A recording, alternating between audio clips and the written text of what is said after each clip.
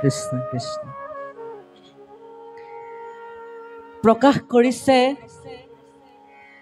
যে এই মনুষ্য দেহটো পায় ভগৱন্তক পূজা অৰ্চনা কৰি বৈকুণ্ঠলৈ যোৱাটো বোলে মনুষ্যৰে আশা নহয় কেৱল দেৱতাসকল ব্ৰহ্মা হৰি হৰিও আশা কৰে মনুষ্য জনম লৈ সেই মনুষ্য জনমটো সাৰ্থক কৰি বৈকুণ্ঠত ভগৱন্তৰ লগত একেলগে বাস কৰাৰ মন দেৱতাসকলৰো আছে কিন্তু তেখেতসকলে এনেধৰণৰ মনুষ্যৰ দেহ আজিলৈকে পোৱা নাই আশা কৰে কিন্তু আজিলৈকে ভগৱন্তই সেই মনোবাঞ্ছা পূৰণ কৰা নাই এই দেহটো আমি পাইছো মনুষ্য দেহটো যিটো নেকি দেৱতাসকলে আশা কৰে এই দেহটো পাবলৈ সেই দেহটো আজি আমি পাইছো এই দেহটো যাতে অসাৰ নাযায় সেইকাৰণে আমি কৃষ্ণক স্মৰণ কৰি বৈকুণ্ঠ প্ৰাপ্তি হ'ব লাগে যাতে এই জীৱনটো যাতে সাৰ্থক হয় সাৰ্থক হোৱা মানে কি ভগৱন্তক স্মৰণ কৰা ভাগৱত প্ৰচাৰ কৰাই হৈছে জীৱনৰ একমাত্ৰ লক্ষ্য ভগৱন্তে আমাক সবাক এই শৰীৰটো সমস্ত শৰীৰটো ভকতৰ কৰ্মত দিছে এই হাত দুখন হস্ত প্ৰদান কৰিছে আমাক সবাক ভকতৰ কৰ্ম কৰিবলৈ ভৰিখন প্ৰদান কৰিছে তীৰ্থ ভ্ৰমণ কৰিবলৈ কাণখন দিছে আমাক ভাগৱত শ্ৰৱণ কৰিবলৈ বা হৰিৰ গুণানুকীৰ্তন শ্ৰৱণ কৰিবলৈ আমাক সবাক কাণখন দিছে ইফালে আকৌ মুখখন দিছে আমাক হৰিৰ গুণানুকীৰ্তন কৰিবলৈ চকু দুটা দিছে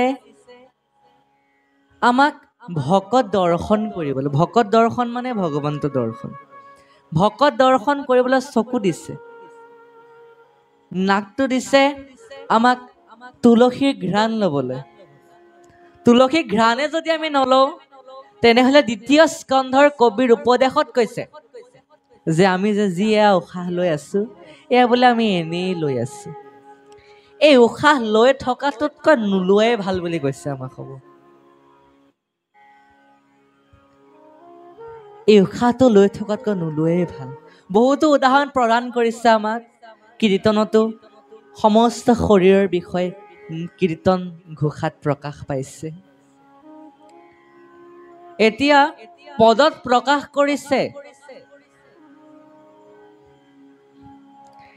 যে আমি ভগৱন্তক হৃদয়ত স্থাপন কৰিবলৈ কি কৰিব লাগে ভগৱন্তক আমি হৃদয়ত স্থাপন কৰিবলৈ কি কৰিব লাগে সেই কথা ইয়াত প্ৰকাশ কৰিছে আৰু একেই কথা আমাক নামঘোষাতো তেনেদৰে প্ৰকাশ কৰিছে কি বুলি ভাই মুখে বোলা ৰাম হৃদয় ধৰা ৰূপ ও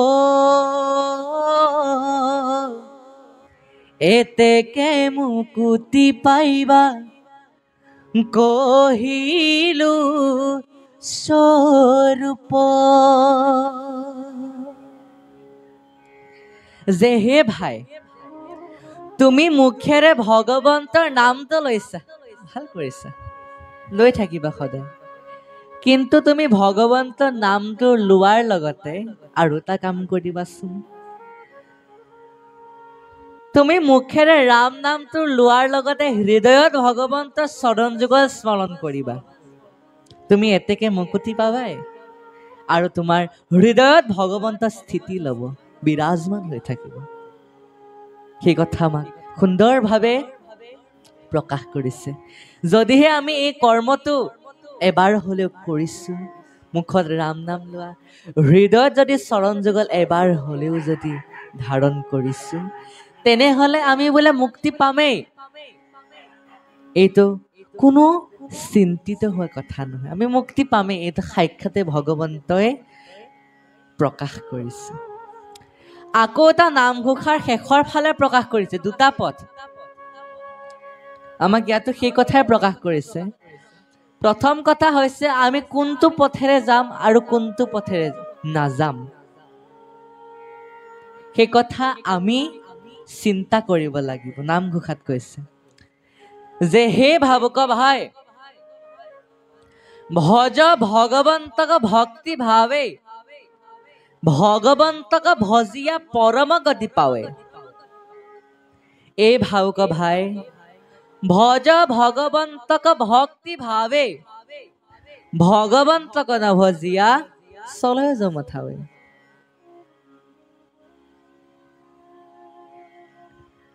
যে হে মন ভাই বুলি কৈছে, হে ভাবুক ভাই, প্ৰথম পথটো হৈছে পৰম গতি, দ্বিতীয় পথটো হৈছে অধোগতি। এতিয়া পৰম গতি পথেৰে যাবলৈ হলে আমি ভগৱন্তক হৰি গুণানুকীৰ্তন কৰিব লাগিব আৰু অধোগতি পথেৰে যাবলৈ বিষয়ত লাগিব। এতিয়া তুমি কোনটো পথ লোৱা এইটো তোমাৰ কথা। সেই কথা কৈছে যে তুমি কোনটো পথেৰে যাব বিচৰা সেইটো তুমি সিদ্ধান্ত লোৱা। যদি তুমি বিচৰা যে আমি পৰম গতি পাবলৈ ইচ্ছা কৰিছো, আমি পৰম গতি পামেই, মুক্তি পাব বিচাৰিছো, তেতিয়া তুমি সেই পৰম গতি পথটো বাছি ল'ব লাগিব। যদি তোমাৰ পৰম গতি পাবলৈ মনে তেনেহলে তুমি যিকেইটা বেয়া কাম আছে কৰি যোৱা মুঠতে। আৰু সেই কথা আমাক নামঘোষাতে গুৰুজনাই নামঘোষাৰ পদৰ জৰিয়তে আমাক সবক প্ৰকাশ কৰিছে। তাৰ পাছত ইয়াতো প্ৰকাশ কৰিছে যে ভকতেই বোলে প্ৰধান, কাৰণ ভকত আৰু ভগৱন্তৰ মাজত পাৰ্থক্য নাই, সেইকাৰণে ভকতেই প্ৰধান বুলি আমাক সবক প্ৰকাশ কৰিছে। আৰু কৈছে উত্তম উত্তম সেহিষে ভাগৱত, উপজিলা প্ৰেম যাৰ হৰিস্মৰত। যিয়ে ভাগৱত পঢ়ে, যিয়ে ভাগৱত কীৰ্তন শ্ৰৱণ কৰে, তেওঁৰ কথাই নাই, তেখেতে হৰিৰ প্ৰেম জড়িত বোলে বান্ধনি খাবই বোলে, ভগৱন্তৰ প্ৰেমত ৰতি হবই বুলি কৈছে। কাৰণ কৈছে নামঘোষাত কৈছে সৰ্ব বেদান্তে সাৰংগী ভাগৱত মিশ্ৰতে, তদ্ৰু ৰাম তৃপ্তস্য নৈন্যত্ৰ স্যাৎ ৰতি। এই ভাগৱতৰ ৰসৰ বাহিৰে আন ৰস নাই, কাৰণ এইখনেই হৈছে সৰ্ববেদান্তৰ, সকলো বেদৰ অধিপতি, সকলো বেদৰ সাৰ মহাভাগৱত শাস্ত্ৰ। এই ভাগৱতখন যদি আপুনি শ্ৰৱণ কীৰ্তন কৰে, আপোনাক আৰু বেলেগ ৰস নালাগে, বেলেগ ৰসৰ প্ৰয়োজনেই নাই, বেলেগ ৰস একেবাৰে প্ৰয়োজন নাই, যদিহে আমি ভাগৱত শ্ৰৱণ কীৰ্তন কৰিছো। কাৰণ এই ভাগৱত শাস্ত্ৰখনটো আমাৰ নহয় প্ৰভু, পৃথিৱী সমস্তটো নহয়, নহয় জানো প্ৰভু? এই ভাগৱতখনটো পৃথিৱীৰ নহয়, কিহৰ? কি কৈছে? ও বৈকুণ্ঠৰ কল্পতৰু ভাগৱত শাস্ত্ৰ, ইহাৰ উত্তম ফল হৰি নামে মাত্ৰ। কি কৈছে? এই ভাগৱত শাস্ত্ৰখন বোলে বৈকুণ্ঠৰ কল্পতৰু শাস্ত্ৰ। এই কল্পতৰু শাস্ত্ৰখন আমাক বৈকুণ্ঠৰ পৰা নাৰদে বা ব্ৰহ্মাই নমাই আনিছে, ভগৱন্তই নমাই আনিছে। এফাকি পদ আছে যে ব্ৰহ্মাই দিলা নাৰদক ইটো ফলৰ ৰহস্যক, নাৰদে আনি ব্যাসক দিলা, নগৈলে তিলেক ভাগি ইডালে সিডালে লাগি, শুকমুখে ভূমিত পৰিল। কি কৈছে? ভগৱন্তই যেতিয়া ব্ৰহ্মাক সৃষ্টি কৰিছিল, আপোনালোকে ভাবিব পাৰে যে ব্ৰহ্মাই কেনেদৰে গম পালে ভাগৱত। প্ৰভুৱেতো ক'ব লাগিব ভগৱন্তক। ব্ৰহ্মাক যেতিয়া ভগৱান যে সৃষ্টি কৰিছিল, তেতিয়া ব্ৰহ্মাই বহু বছৰ তপস্যা কৰিছিল, তপ কৰিছিল। তপস্যা কৰাৰ ফলত ভগৱন্ত সন্তুষ্ট হৈ তেখেতক এটা শক্তি প্ৰদান কৰিলে যে হে ব্ৰহ্মা, মোৰ কৃপাত তোমাৰ 18 পুৰাণ 14 শাস্ত্ৰ 4 বেদ মহাভাগৱত শাস্ত্ৰ তোমাৰ কণ্ঠস্থ হৈ যাব। সেই বুলিতো আশীৰ্বাদ দিলে। সেই আশীৰ্বাদ দিয়াৰ ফলত ব্ৰহ্মাৰ সমস্তখিনি কণ্ঠস্থ হৈ গ'ল। সমস্ত জানে ব্ৰহ্মাই। সেইকাৰণে ব্ৰহ্মাই সেই ভাগৱত শাস্ত্ৰখন প্ৰভুৰ কৃপাত, প্ৰভুৰ আদেশ মতে ভাগৱত শাস্ত্ৰখন লিপিবদ্ধ কৰিবলৈ নাৰদক উপদেশ দিলে। ব্ৰহ্মাই কৈছে, নাৰদ তুমি গৈ পেলাই ব্যাসক কোৱাগৈ। আকৌ নাৰদে গৈ পেলাই ব্যাসক ক'লে। তেতিয়া ব্যাসে ভাগৱত শাস্ত্ৰ লিখিলে। কিন্তু এটা কথা, ব্যাস জানো সাধাৰণ মনুষ্য? ক'বলৈ গ'লে ভগৱন্তৰ 24টা অৱতাৰ, ভগৱন্তৰ 24টা অৱতাৰ, 24টা অৱতাৰত 10টা অৱতাৰ শ্ৰেষ্ঠ। কিন্তু 10টাৰ পাছত যিকেইটা অৱতাৰ আছে, সেই 24টা অৱতাৰৰ ভিতৰত ভগৱন্তৰ এটা অৱতাৰ নাম হৈছে ব্যাস। কিন্তু ভগৱন্তই কিন্তু ব্যাস অৱতাৰ গ্ৰহণ কৰিছিল। তেখেতে যে চিন্তিত হৈছিল, তেখেতে কিন্তু চিন্তিত হৈছিল, তেখেতে মতিভ্ৰম হোৱা নাছিল, চিন্তা কৰিছিল। কাৰণ মনুষ্য ৰূপে জন্ম লৈছে ভগৱন্তইতো অকণমান অভিনয় কৰিবই লাগিব আৰু মনুষ্য ধৰণৰ। কতো ভগৱন্তৰ নিচিনা ভগৱন্তক লিখি নিদিয়েতো, ভগৱন্তই লাহে লাহেহে কৰি যায় বস্তুবিলাক। কিন্তু সেই ভাগৱত শাস্ত্ৰ ভগৱন্তই লিখা, অৰ্থাৎ মহৰ্ষি ব্যাসদেৱে লিখা।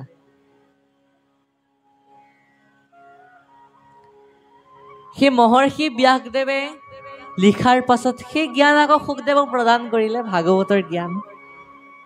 আৰু গোটেই পৃথিৱীৰ ভিতৰত একমাত্ৰ প্ৰথম ভাগৱত শ্ৰৱণ কৰা ব্যক্তিজনে হৈছে পৰীক্ষিত ৰজা।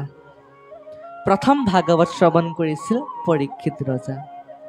আৰু প্ৰথম ভাগৱত অপেনিং হৈছিল পৰীক্ষিত ৰজাকে। পৰীক্ষিত ৰজাকে প্ৰথম ভাগৱত শ্ৰৱণ কৰোৱা হৈছিল। পৰীক্ষিত ৰজাৰ লগতে 60,000 ঋষিমুনিয়ে ভাগৱত শ্ৰৱণ কৰিছিল। সেই সময়তে যেতিয়া শুকদেৱে কৈছিল, সেই সময়তে গংগাৰ পাৰত বহি থকা মহামুনি সুতেও সেই সমস্ত ভাগৱত শাস্ত্ৰ কণ্ঠস্থ কৰি লৈছিল। কাৰণ সুতদেৱ আছিল অকুলীন জাতি, ক্ষুদ্ৰ জাতিৰ লোক। ক্ষুদ্ৰ জাতিৰ লোকে সেই ব্ৰাহ্মণ জাতিৰে, দেৱ ঋষি, ব্ৰহ্ম ঋষি, ৰাজ ঋষি, এইবিলাক ব্ৰাহ্মণ জাতিৰ লোক। সেই ব্ৰাহ্মণ জাতিৰ কাৰণে তেখেতক সেই ক্ষুদ্ৰ জাতিৰ লোকক ভিতৰত প্ৰৱেশ কৰিব দিয়া নাছিল, কিন্তু বাহিৰত থাকিব লাগিব। সেইকাৰণে অকণমান আঁতৰত তেখেতে অকলে অকলে গংগাৰ পাৰতে ভাগৱত শ্ৰৱণ কৰিছিল। প্ৰায় এতিয়া শুকদেৱে পৰীক্ষিত ৰজাক ভাগৱত শুনোৱা প্ৰায় এতিয়া 5126 বছৰ হৈছে। আৰু সুতদেৱে সৌনকাদিসকলক ভাগৱত কোৱা প্ৰায় 4126 বছৰ হৈছে। 1000 বছৰ কেলেই নাইকিয়া হ'ল সেই কথাটো কওঁ। সেই 1000 যেতিয়া পৰীক্ষিত ৰজাই পৰম গতি পালে, ভাদ মাহত যেতিয়া পৰম গতি পালে, তেতিয়া দেৱ ঋষি, ৰাজ ঋষি, ব্ৰহ্ম ঋষিসকলে পুনৰ যজ্ঞ কৰিবলৈ আৰম্ভ কৰিলে। 1000 বছৰ যজ্ঞ কৰিছে, সহস্ৰ বছৰ মানে 1000 বছৰ যজ্ঞ কৰিলে। 1000 বছৰ যজ্ঞ কৰাৰ পাছত সেইখিনি সুখদেৱক কৈছে প্ৰথম স্কন্ধত যে আমি যজ্ঞ কৰিলো, কিন্তু তাত সুখ বোলা বস্তুটোৱে বিচাৰি নাপালো, কেৱল দুখেই দুখ। একোতো ফল নাপালোঁ, ফল এটাই পালোঁ যে আমাৰ সমস্ত শৰীৰটো ধোঁৱা বৰণীয়া হৈ গ'ল। সেই ফলটোৱে আমি পালোঁ আৰু তাতকৈ ওপৰত একো ভাল ফল নাপালোঁ। এই কলিযুগত বোলে কেৱল হৰিনামেই মুক্তি দিয়াব পাৰিব। অন্য পথেৰে পাব পাৰে আপুনি মুক্তি, কিন্তু হৰিনামটো শ্ৰেষ্ঠ বুলি আমাক সবক প্ৰকাশ কৰিছে। কৈছে হৰেৰ নাম হৰে নাম কেৱলম কলো নাস্তিব্য গতিৰ অন্যথা। কৈছে যে হৰিনামৰ বিনে আন গতি আৰু ক'তো আপুনি বিচাৰি নাপাব। তাৰ পাছতে আকৌ পিছৰ পদত প্ৰকাশ কৰিছে যে যিবিলাক অকুলীন জাতি লোক, ব্ৰাহ্মণ জাতি নহয়, সেইবিলাক ক্ষুদ্ৰ জাতি, যিবিলাক ক্ষুদ্ৰ জাতিৰ লোক, সেই সকলো বোলে ব্ৰাহ্মণ জাতি লোক। সঁচা অৰ্থত ক'বলৈ গ'লে আমি যেনিবা ক্ষুদ্ৰ জাতি, যেতিয়া আমি ভগৱন্তৰ নাম লওঁ আমি কিন্তু ক্ষুদ্ৰ জাতি স্বৰূপ হৈ নাথাকো, আমি ব্ৰাহ্মণ জাতিৰ লোক হ'ব পাৰিম। প্ৰথম স্কন্ধত আমাক গুৰুজনাই কৈছে মংগলাচৰণত যে আমি যেতিয়াই ভগৱন্তক স্মৰণ কৰিম তেতিয়া আমি বোলে ক্ষুদ্ৰ জাতি হৈ নাথাকো। নমো নমো মধুমূল ৰিপু মহাহৰি অন্তেজ উত্তম আতি হুৱে জাকস্মৰি। অন্তেজ জাতিৰ লোকো যাৰ নাম ললে নেকি উত্তম জাতিৰ লোক হ'ব পাৰে, সেইজন ভগৱন্ত ঈশ্বৰ কৃষ্ণ। তেখেতৰ নাম ললে আমি ক্ষুদ্ৰ জাতি অকুলীন জাতিৰ লোকো ব্ৰাহ্মণ স্বৰূপ ভগৱন্তৰ স্বৰূপে হ'ব পাৰে, ভগৱন্তৰ স্বৰূপ হ'ব পাৰে। সেয়াই ভগৱন্তৰ ভক্তিৰ মহিমা বুলি আমাক সবক পদবন্ধে বৰ সুন্দৰভাৱে প্ৰকাশ কৰিছে। বাৰু যি নহওক, আমি সবেই এতিয়া পুনৰ পিছৰ পদলৈ আগবাঢ়িছো। কৃষ্ণ কৃষ্ণ। হে ৰাম নালাগে যা নিবাৰ বিস্তৰ তোমাৰ শুনিও সিদ্ধ হব সিদ্ধান্তই হাৰ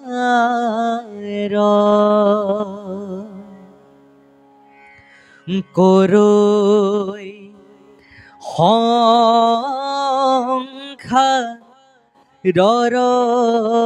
তাপে আমাক দগধ কৃষ্ণ কথা অমৃতে হে ইহাৰ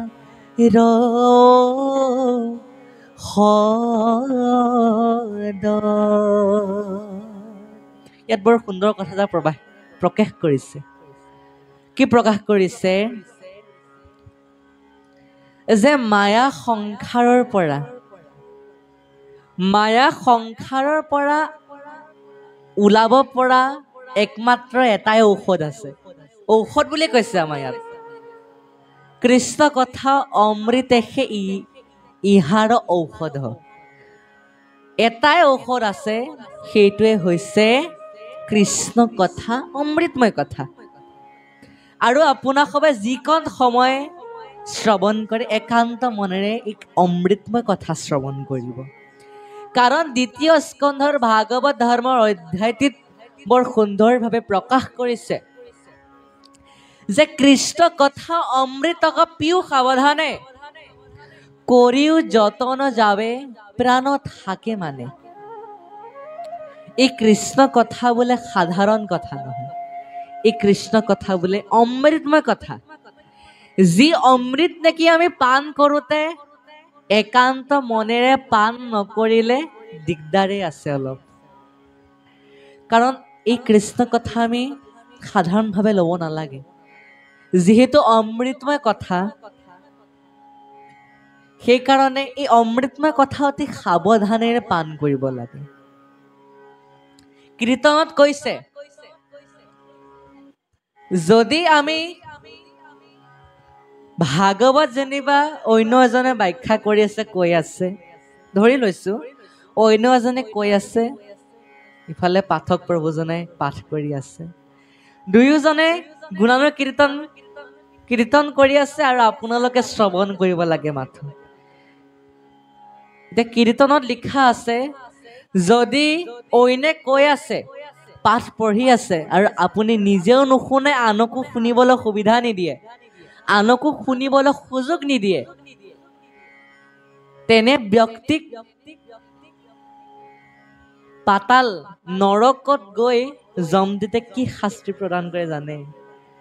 তেখেতক কি কৰে, এডাল শলা ল'ব, এডাল লোৰ শলা লৈ তপত কৰি সেই ব্যক্তিজনৰ কাণৰ বিন্ধাত বোলে সুমুৱাই দিয়ে। ইমান এটা শাস্তি প্ৰদান কৰে। আমাৰ তৃতীয় স্কন্ধতে কৈছে সেই কথা। তৃতীয় স্কন্ধত বৰ সুন্দৰভাৱে নৰকৰ বৰ্ণনা কথা প্ৰকাশ আছে। অনাদি পাতনত সেই নৰকত আমাৰ তৃতীয় স্কন্ধৰ কোৱা মতে নৰক 84খন, নৰক আছে 84খন, কিন্তু ভাগৱতত কেৱল 28খন নৰকৰ কথাই প্ৰকাশ পাইছে। 28খন নৰকৰ কথাহে প্ৰকাশ পাইছে। বহুতো কাৰণত বহুতো শাস্তি দিয়ে, যমদূতে হওক নৰকতে হওক, বহুতো শাস্তি আমাক যমদূতে প্ৰদান কৰে। আমি যি কৰ্ম কৰোঁ সেই ফল আমি পাওঁ। কিন্তু আজিকালি কলিযুগত আপুনি যি কৰ্ম কৰে সেই ফলটো আপুনি এই জীৱন্ত অৱস্থাতে পাব। আপুনি চাই ল'ব, আজি যদি আপোনাৰ বেয়া সময় চলি আছে, আপুনি দুখ নকৰিব। আজি যদি আপোনাৰ বেয়া সময় চলি আছে, কালিলৈ আপোনাৰ নিশ্চয় ভাল সময় আহিব। কাৰণ মানুহৰ দিনবিলাকতো সদায় একেই নাযায়। আপুনিতো এদিন সুখ ভোগ কৰিব লাগিলে এদিনতো দুখ কৰিবই লাগিব, আকৌ দুখ পালেতো এদিন আপুনি সুখ পাবই, নহয় জানো? আৰু আপুনি দুখ কেলে পাইছে সেইটোৰ ওপৰতো আপুনি এবাৰ চাব লাগিব। আপুনি দুখ কেলে পাইছে সেই ওপৰতো আপোনাক সবে এবাৰ চাব। দুখ পোৱাৰ বহুতো কাৰণ আছে। যোৱাৰ জনমত আপুনি কৰি অহাৰ পাপৰ ফলত আপুনি দুখ পাব। পূৰ্ব জনমত যদি আপুনি ভাল কাম কৰি আছে তেনেহ'লে আপুনি ভাল ফল পাব, অৰ্থাৎ আপুনি ধনী ঘৰত জন্ম ল'ব পাৰিব, আপুনি ভাল সংস্কাৰ পাব। সেয়া যোৱা জনমৰ পুণ্যৰ ফলৰ বল পাব আপুনি। আকৌ এতিয়া যদি আপুনি ভাল কৰ্ম কৰে, এতিয়া আপুনি যি কৰ্ম কৰে সেই ফল আকৌ পৰৱৰ্তী সময়ত পাব, জীৱন্ত অৱস্থাতে, জীৱন্ত অৱস্থাৰ পৰৱৰ্তী সময়ত পাব। সেইকাৰণে জীয়াই থকাৰ অৱস্থাত আপুনি যিমান পুণ্যৰ কাম কৰিব পাৰিব, যিমান ভক্তিৰ কাম কৰিব পাৰিব, আপোনাৰে ভাল। আৰু এটা কথা আমি প্ৰকাশ কৰোঁ, আজি যে আপোনাক সবে একত্ৰিত হৈ ভাগৱত শ্ৰৱণ কৰিছে, ভগৱন্তই এনে অৱস্থাক লাষ্ট বুলি কয়, একমাত্ৰ এবাৰেই বুলি কয়। কাৰণ একত্ৰিত ভাগৱত শুনিবলৈ অইন ব্যক্তি সুযোগ নাপায়। যাৰ পুণ্য আছে সেইসকলেহে পাৰে। যাৰ আছে পুণ্য অসংখ্যাত, শিষে কাণ পাতে কৃষ্ণৰ কথাটো। যিসকল মনুষ্যৰ পুণ্য আছে সেইসকলে কৃষ্ণ কথা শুনিবলৈ সুযোগ পায়, আৰু যিসকলৰ নাই সেইসকলে শুনিব বিচাৰিলেও এইফালে সোমাই আৰু সেইফালে ওলাই যায়। তেখেতসকলৰ মনতো নৰয় আৰু তেখেতসকলে পালনো নকৰে, পালনো নকৰে। তেখেতসকলে আকৌ ভাগৱত শুনিবলৈও ভাল নাপায়। তেখেতসকলে কি শুনি ভাল পায় যাৰ পূৰ্বজন্মত পাপেৰে পাহাৰ হৈ থাকে সেইসকলে ওচৰৰ ঘৰ এখনতে যেনিবা গিৰিয়েক ঘৈণীয়েকে কাজিয়া লাগিছে তাত গৈ পেলাই বাটলৈ গৈ তাতে কান্দি থাকে যিবিলাকৰ পাপেৰে পাহাৰ হৈ থাকে সেইবিলাকে ভাগৱত শুনিবলৈ সুযোগ নাপায় যিহেতু সেইকাৰণে সেইবিলাক বেয়া কথাত কান্দি থাকে সেইকাৰণে আমি সবে পুণ্যখিনি ব্যৰ্থে যাবলৈ নিদি আজি এই 7 দিনীয়া সুযোগটোতে আমি এই সোণালী সুযোগত আমি সুন্দৰভাৱে পৰমগতি পাব লাগে কাৰণ আজি আমি এই জীৱন্ত অৱস্থাত যিখিনি সা সম্পত্তি ঘটিলে সেইখিনি জানো বৈকুণ্ঠলৈ যাব যত দেখা ধন শৰীৰৰ স্বজন মৰিলে বোলে লগে নাযায় আপুনি এই জীৱন্ত অৱস্থাত যিমানখিনি চাকৰি ধন সম্পত্তি গাড়ী ঘোঁৰা আদি আপুনি অৰ্জন কৰিব একাউণ্টত আপুনি যেনিবা পইচা জমা কৰিছে আপোনাৰ তৎক্ষণাতে মৃত্যু হ'ল এই একাউণ্টৰ পইচাখিনি কলৈ যাব আপোনাৰ সেইখিনিতো এনেই গ'ল তাতকৈ যদি আপুনি মংগলময় বেংক আপোনাৰ ভকতি জমা কৰাৰো কিন্তু বেংক এটা আছে সেই বেংকটোৰ নাম হৈছে মংগলময় বেংক যিমান একান্ত মনেৰে শ্ৰৱণ কৰিব সেই মংগলময় বেংকত সিমানে ভকতি জমা হয় আপুনি যদি সেই মংগলময় বেংকত জমা কৰে আপোনাৰ বৈকুণ্ঠ পোৱাবগৈ পৰম গতি প্ৰাপ্তি কৰাব সেইখিনি ভকতিয়ে এইখিনি আমাৰ এই হৰিৰ গুণানুকীৰ্তনখিনিহে পৰলোকত পায়গৈ হৰিৰ ভকতি পৰম সম্পত্তি ইহ পৰলোকে পায় এই হৰিৰ ভক্তিখিনি বৈকুণ্ঠলৈ যাব আপুনি যি কৰ্ম কৰে সেয়েতো আপোনাৰ বৈকুণ্ঠলৈ যায় আপুনি যি কৰ্ম কৰে সেয়া ভোগ কৰিবলগীয়া হয় যদি ভাল কৰ্ম কৰে যদি পুণ্যৱান কৰ্ম কৰে আপুনি স্বৰ্গ প্ৰাপ্তি হ'ব যদি বেয়া কাম কৰে নৰক প্ৰাপ্তি হ'ব যদি ভক্তি কৰে তেনেহলে বৈকুণ্ঠ প্ৰাপ্তি হ'ব ভগৱন্তই 3 ভাগ কৰিয়ে দিছে আপুনি এটা কোনটো পথেৰে যাব বিচাৰে কিন্তু মনুষ্যক সিদ্ধান্ত ল'বলৈ দিছে সেইটো এটা মনুষ্যৰ হাতত আমি কোনটো পথেৰে যাওঁ সেইটো আমাৰ হাতত সেইকাৰণে এই সুযোগ এই সোণালী সুযোগত আমি সমস্ত পুণ্য গোটাই লৈ আমি বৈকুণ্ঠলৈ যোৱা ৰাস্তাটো সুন্দৰভাৱে পকি কৰি ল'ব লাগে এতিয়াই সিমেন্ট বালি দি এতিয়া আমি বৈকুণ্ঠলৈ যোৱা পথটো পৰিষ্কাৰ কৰি ল'ব লাগে বনাই ল'ব লাগে তেতিয়া আমি মৃত্যুৰ বেলাত সুন্দৰভাৱে সুৰকৈ আমি যাতে বৈকুণ্ঠলৈ যাব পাৰোঁ সেই পথটো এতিয়াই বোলে বনাই ল'ব লাগে সেই কথা আমাৰ ভাগৱতে পৰামৰ্শ প্ৰদান কৰিছে বাৰু যি নহওক আমাৰ কৃষ্ণ কৃষ্ণ কৃষ্ণ হে মোৰ শ্ৰদ্ধাৰ বাপ আই মাতৃ সমস্ত আমাক সবক পদবন্ধে প্ৰকাশ কৰিছে ভগৱন্তে কৈছে যে মোৰ ভকত সকলে যদি বৈকুণ্ঠ প্ৰাপ্তি হ'ব লাগিছিলে কিন্তু নহ'ল নৰকত পতিত হ'বলগীয়া হ'ল তেতিয়া ভগৱন্তে কৈছে যে কৃষ্ণ কৃষ্ণ ইতি জুমং স্মৰণং সদা জলং ভিত্তা যথা নৰকাত উদ্ধাৰ অহম যিসকল মোৰ ভকত সকলে যদি মোক স্মৰণ কৰি বৈকুণ্ঠলৈ যাব লাগিছিলে কিন্তু নৰকত পতিত হ'ল তেতিয়া ভগৱন্তই বোলে নিজে নৰকত গৈ ভগৱন্তক উদ্ধাৰ সেই ভকতজনক উদ্ধাৰ কৰি আনি বৈকুণ্ঠক বাস কৰিবলৈ দিয়ে ভগৱন্তই আকৌ কৈছে জীৱৰ বিষয় সুখ নিমিত্তে ঈশ্বৰ পঞ্চভূতে সৃজিলা বিধিত কলেবৰ কৈছে মানুহৰ জীৱনটো তেনেই খন্তেকীয়া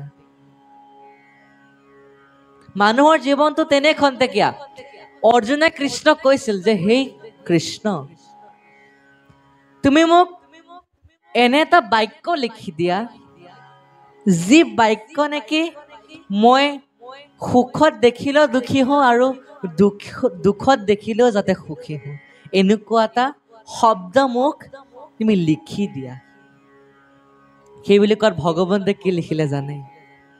জীৱন তিনি খন্তেকীয়া। আমি ধৰোচোন মানুহ 100 বছৰ জীয়াই থাকে, কিন্তু আজিকালি যি যুগ হৈছে মানুহে 100 বছৰো জীয়াই নথকা হৈছে। 100 বছৰতকৈ আগতে তেখেতৰ মহাপৰায়ণ হৈ যায়। কিয়? এই কলিযুগটো অত্যন্ত অধৰ্মী যুগ বুলি কৈছে, কিন্তু অত্যন্ত ভাল যুগ বুলিও কৈছে। বেয়া বুলি কৈছে, ভাল বুলি কৈছে। কিয়? বেয়া ফালৰ পৰা কি যে এই যুগটোত অধৰ্ম বেছি, কলিৰ প্ৰভাৱ বেছি। কিন্তু কি হল, কলি প্ৰভাৱৰ পৰা আমি ভকতে আঁতৰিতো থাকিব পাৰিম ন? ভগৱন্তই কলিযুগটো এই কাৰণে প্ৰদান কৰিছে, ভালতো ভাল, বেয়াতো বেয়া। কীৰ্তনতে কৈছে যে কলিযুগটো ভাল আৰু বেয়াও। ভাল কোন ফালৰ পৰা? ভগৱন্তৰ নাম ললে ভগৱন্ত সন্তুষ্ট হয়, এনে এটা যুগ।